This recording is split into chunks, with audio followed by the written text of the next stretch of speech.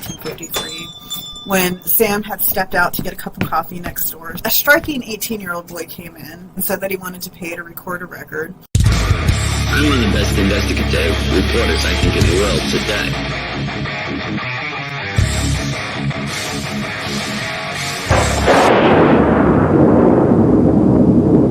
Hello everybody, and welcome back to Trav-Elvis.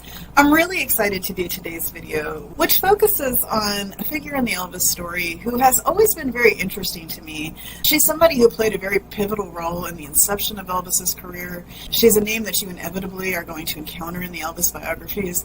The person I'm referring to here is Marion Keisker. As most of us know, Marion is credited with being the first person to record Elvis Presley. Sometimes, but not always, in 1953 at Memphis Recording Studio. Now, of course, the canon version of this story that we often hear is Marion was alone at Memphis Recording Studio one Saturday morning in 1953 when Sam had stepped out to get a cup of coffee next door. A striking 18-year-old boy came in and said that he wanted to pay to record a record. In the early days of Memphis Recording Studio, when it was struggling to stay afloat, one of the services that they offered was that people could come in and pay between $3 or $4 to cut a record. During this time, having a means to have a recording of your own voice was a real novelty. The fact that they had available recording equipment, this was a service that they provided to supplement their income. This version of the story is where we get the famous lore. She asked him who he sounded like, and he gave the famous answer, "I don't sound like nobody." Marion took his name and wrote his number down, made the notation, "good ballad singer," and chose to hang on to his information. She thought that Memphis Recording Studio's burgeoning label, Sun Record, might want to audition at some point. Now, what both Marion and Sam Phillips agreed on was that Marion, right from the jump, really saw some potential in Elvis. She thought he really had something. She advocated very hard to Sam Phillips to contact him to come back. He absolutely credited Marion with her role in advocating for Elvis for the next 10 months until Sam finally did break down, called Elvis to come down to the studio to show him what he had. Of course, we all know the rest is history. There is some discrepancy between the two major players in this story, Sam Phillips and Marion Keisker, about what actually happened that day. They continued to vehemently disagree about this until their deaths. But we'll get to that. Backtracking a little bit to try to give some context to this story, I wanted to get to know Marion a little bit better. The only thing I really knew about her was the story I just shared, and that after leaving Sun Records, she went on to join the Air Force, where she had a brief reunion with Elvis in Germany when he was in the service. Marion was born in Memphis in 1917. She had a very long and distinguished career in Memphis radio, which actually began at the age of 12, appeared on a children's radio program called Winkin', Lincoln, and Nod. Marion went on to attend Southwestern University in Memphis, where she majored in English and medieval French, which is something I imagine there probably wasn't a really big market for. Marion was engaged in many different aspects of campus life, various organizations. She had a very impressive academic record. She appears to me to be somebody who was always a very hard worker, very dedicated, very intellectually curious, stayed active, took on new projects. To me, she really seems to have been an embodiment of the old adage, give the most work to the busiest person. She had a pretty versatile skill set, an array of talents, and really somebody who, at a time when women weren't very prominent in radio, this was really a pioneer for women in radio in Memphis and a risk taker. Marion married shortly after college in 1939 to a man named Angus McGeans. She briefly relocated away from Memphis during her marriage and had a son in 1943.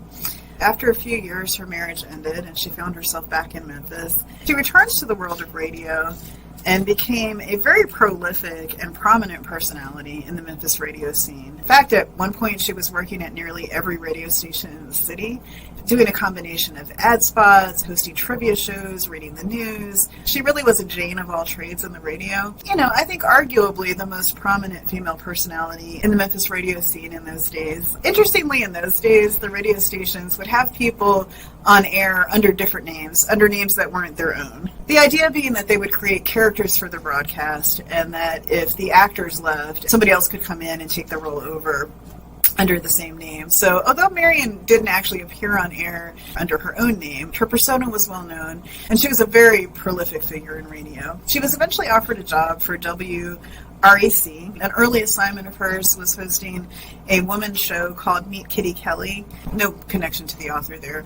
So the conceit of this gig was that this was intended to be a women's interest show, which would involve talking about things like homemaking and childcare, which was of zero interest to Marion. So she was able to have it retooled a little bit to address material that was more interesting to her. Marion continued to bounce around town all day, continued to do ad spots for all of the other radio stations that she was connected with. Well, a typical day for Marion involved bouncing back and forth from radio station to radio station, literally running across town from station to station. Eventually, during her tenure at WREC, Marilyn was working on a show called Treasury Bandstand. And at this point, she met an ambitious young engineer, a young man named Sam Phillips.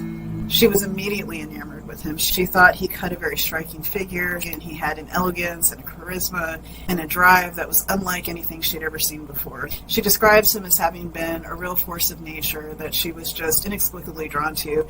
Now, at this time, Sam was an Alabama transplant who had relocated to Memphis to work in the local radio scene. Sam was beginning to earn a very stellar reputation as an engineer. Much like Marion, he was ambitious, he was driven, he was hardworking.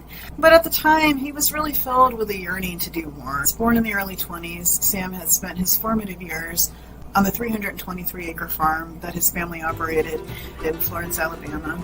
During this time, Sam was greatly affected by the economic and racial division that he saw.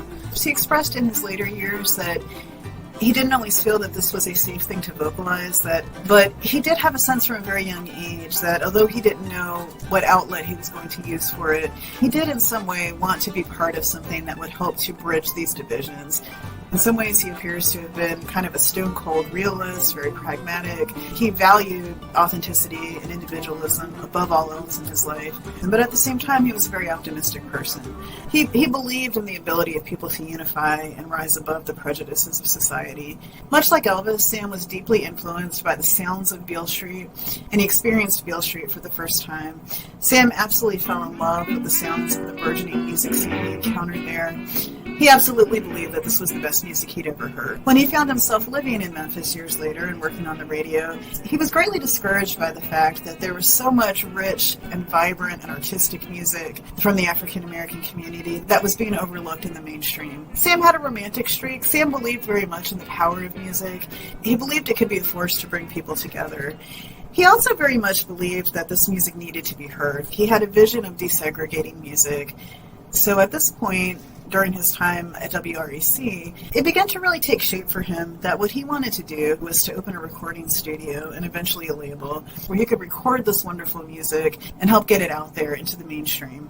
He knew that due to segregation and societal prejudices, this was going to be a difficult endeavor, but he very much believed in this dream. Even though at this point he really didn't have the money, the resources, or the means to make this a reality, he was determined to try to find a way to make it happen. And Marion was absolutely taken with this vision. She believed in him wholeheartedly. Kind of get the impression reading about Sam in these days that he was somebody who was just bursting with energy and ideas, sometimes to the point where he got overwhelmed by it. He talked pretty candidly in this book about his experiences with mental illness. He described as a young man going through periods where his brain was moving so fast and his thoughts were coming at him so quickly that he couldn't cope with it, that it became overwhelming. He was hospitalized where he received electroshock therapy, which was something that he spoke about very candidly.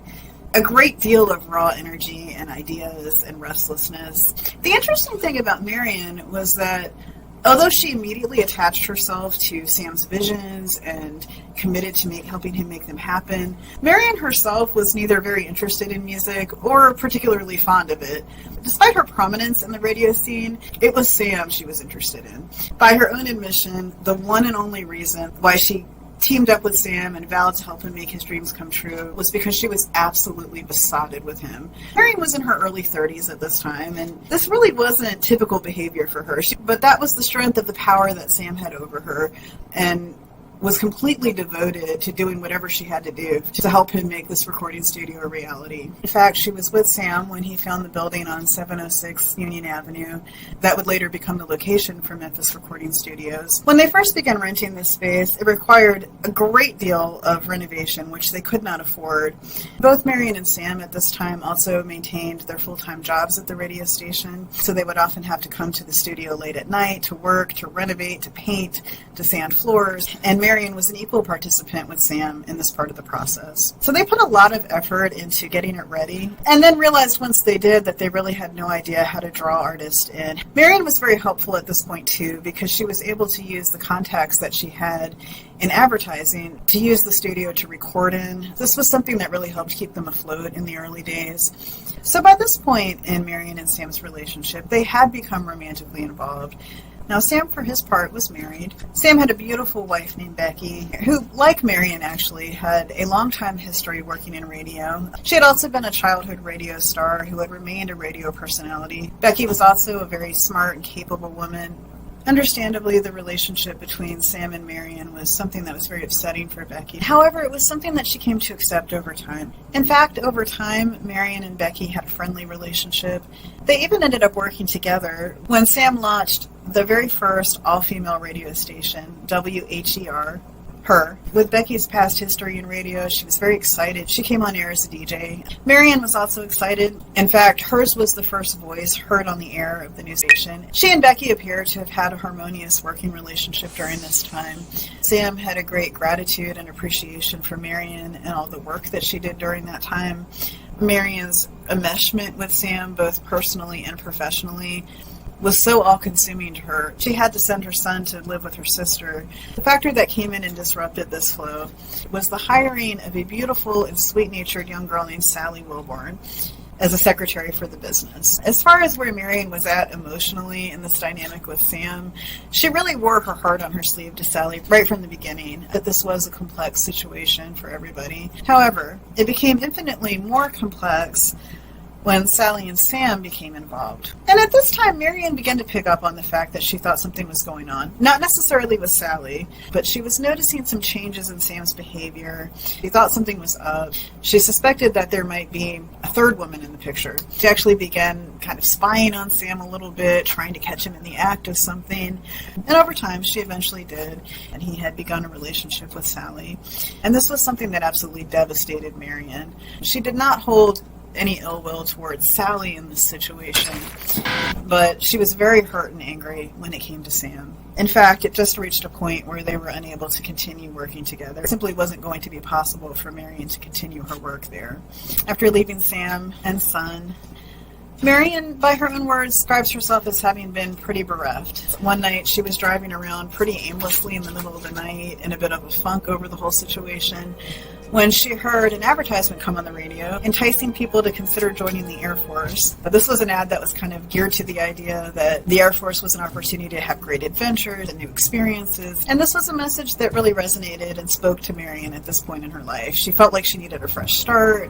So this marked the beginning of Marion's career in the Air Force. She took the competency exams and joined the Air Force at a captain's commission. She became a communications officer and was eventually assigned to oversee the Armed Forces television station in Ransheim, Germany. And in fact, in one very famous story, her time in Germany led to a reunion with Private Elvis Presley. He was doing a press conference in 1960 when he saw Marion, who was there working with the TV station. He was delighted to see her. He ran over to her and said, "I don't know whether to salute you or kiss you." She responded that he could do both in that order. At this point, she was actually observed by one of her Air Force superiors, who reprimanded her for being overly familiar, at which time Elvis vehemently spoke up in her defense, stating that they wouldn't even be having a press conference if it weren't for Marion. It was the first time that Elvis had really publicly acknowledged her role in the start of his career, and this was a very meaningful exchange for her. Marion went on to serve 14 years in the Air Force. After her retirement, she returned to Memphis, at which time she began to develop a passionate interest in the burgeoning women's liberation movement. So at this point in the early 70s, Marion was in her 50s. She became a co-founder and president of Memphis's first chapter of the National Organization of Women, aka N.O.W. Marion became very involved in the women's movement. She oversaw the very first Take Back the Night anti-rape demonstration in Overton Park in 1974. And she remained a very vocal and visible voice for women's equality in Memphis. Throughout the rest of her life, this was a cause she continued to champion, particularly in regards to employment issues, equality in media representation. She was instrumental in doing away with the separation of jobs by gender in the classifieds in Memphis. She also kept a very steady presence, writing letters to the editor in support of women's equality in the local newspaper, and remained a very staunch advocate of women's rights throughout the rest of her lifetime. In her later years, Marion also continued to take on new interests. She became very active in local community theater and actually received the city's Best Actress of the Year award twice. Marion remained an active and vital presence in the community until her death in 1989 at the age of 72. So now, was she or was she not the first person to record Elvis? Well, that entirely depends on who you ask, and became a real point of contention between Marion and Sam Phillips in their later years, which neither one of them appears to have been willing to back down on. In Guralnick's research on the topic, he found what he believed to be the first written account of Elvis's first recording at Memphis Recording Studio in an article that appeared in 1955. Now, this documented account of the story very much follows the one that we've always heard about Marion being in the studio alone when Elvis came in. So according to this account of the story, it was Marion who was alone in the studio that day, and it was Marion who did the first recording. However, a subsequent newspaper article appeared a few months later of the same year, and this one involved an interview with Elvis. He gave an account of having come into Memphis Recording Studios, talked to Sam Phillips, who recorded him for the first time. So in this version of the story, according to what Elvis told reporters at this point, it was Sam who did the first recording. So right off the bat here, we have two completely contradictory stories. It seemed that what really cemented Marion's version of the story came from Jerry Hopkins' 1971 biography on Elvis. He spoke with Marion. She gave him a lot of really detailed and comprehensive interviews about her time during the early days of Sun. She shared the story of being alone when Elvis came in and being the first person to record him. And at the time that Jerry Hopkins was researching this book, he had also reached out to Sam Phillips and asked him. At the time, Sam had declined. He didn't feel that it was ethical to talk to an author about Elvis without Elvis's permission, which is essentially an unheard of concept in the Elvis world. But due to this conviction that Sam had at the time, he didn't speak with Jerry, and he didn't seem to have even been aware of the story that Marion shared. This really kind of solidified this account as the canon version. 7 or 8 years later, when he was being interviewed for Memphis Magazine and was asked about this, apparently Sam did not respond well to that at all, vehemently denied that that was the case. He absolutely insisted that he was the one who was there, he was the first person to record Elvis, and there were no two ways about it. To his credit, when he did talk about it, he made it very clear that he would love to be able to say that Marion was the one to record. He absolutely was grateful for the work that she'd done. He could not have gotten things off the ground without her. She was essential. She was definitely the one who had pushed and advocated for Elvis to him. So she was important in the launch of Elvis's career, but she just simply had not been the person who was in the office that day. Now, Marion, on the other hand, did not back down from her story. She was equally vehement that her version was the truth. Sam had just stepped out for some coffee, and she was alone, and this is what happened. And she couldn't understand why Sam wouldn't just admit this. They apparently sparred about it face-to-face. Neither one of them would back down. Sam Phillips, even when being presented with an award at a banquet that both Jerry Hopkins and Marion were present at, when he took the stage, singled both of them out from the podium to call them out. Marion, for her part, in an interview with Guralnick, did at least acknowledge memory can be a little bit subjective, a little slippery, a little tricky. There was at least a slight possibility that she was misremembering, but she really did not believe that she was. Which leads us to the question, who was telling the truth here? As with a lot of things in the Elvis story, it's ultimately unknowable. Only those three, Marion, Sam, and Elvis, would actually know for sure what really happened that day. Now, for Guralnick in his research, he did want to earnestly try to answer this question. He had developed great affection and fondness for both Marion and Sam. He didn't believe either one of them would intentionally lie to him, and he didn't really want to be in the position of calling either one of them a liar. He ultimately ended up landing on the side of Sam telling the truth. And what caused him to come to this conclusion, one was the interview with Elvis, where he identified Sam. The second being that Marion did change some details, so he saw some inconsistencies in different accounts that she told through the years. And thirdly being that because he just couldn't verify that anybody remembered ever seeing Marion use the recording equipment. One of the things that Sam used as a basis for why this absolutely couldn't be true, according to him, Marion never used this equipment. They wouldn't have had the money to take chances with it. And Guralnick's attempts to figure out whether that was true or not, and talking to various people who had been around at that point, they all said that they believed that Marion would have been perfectly capable of using the equipment, and that it was most likely that she probably had at some point. But when they tried to think about it, no one could actually pinpoint remembering seeing her do it. Given Marion's role and the number of tasks she had at that time, and her pretty demonstrated high level of competency with her work, it's not really that far out of left field to assume that this would have been something she could have done. Given the amount of time that Marion truly was the only one in the studio holding down the fort, there is reason to think that they would not have wanted to lose the business, and so therefore this would have been something that Marion would have done. Doesn't seem far-fetched to think that this would have been something she would have been able to do. So this ultimately remains an unresolved question. I think one thing that we can say, though, is that both Sam and Marion played incredibly pivotal roles. It took Marion to see the raw, untapped potential in Elvis, and it took Sam's instinct and ear to be able to tease out the sound that was going to set the world on fire. If you enjoyed this, please like, share, and subscribe. You can also find me on Instagram under Diner Darling. I look forward to hearing from you. See you next time.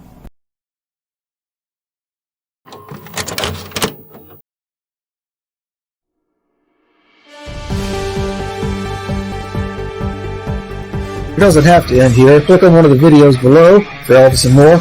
And we'd love to have you like, share, and subscribe. And maybe even join so we can put some more gas in this thing.